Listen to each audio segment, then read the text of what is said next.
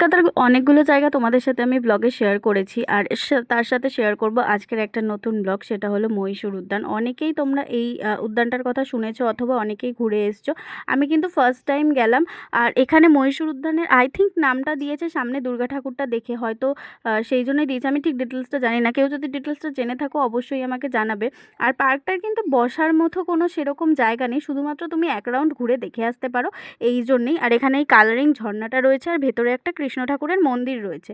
আর পাশেই রয়েছে একটা ছোট গেস্ট হাউস টাইপের, যেখানে শুধুমাত্র হয়তো সিকিউরিটি আর এখানকার ওনাররাই থাকে, বা আমি জানি না এখানে এটা কার করা বা কিছু ডিটেলস, কারণ ওখানে সামনে যে ফলকটা ছিল সেটা আমি সত্যি কথা বলতে ভালোভাবে পড়ে দেখিনি, কারণ আমি খুবই তাড়াহুড়োর মধ্যে গেছিলাম আর তাড়াহুড়োর মধ্যে বেরিয়ে এসেছিলাম।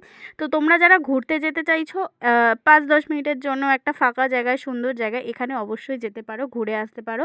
আর ভিডিওটা কেমন লাগলো সবাই অবশ্যই জানিও, আর অবশ্যই কমেন্ট করো।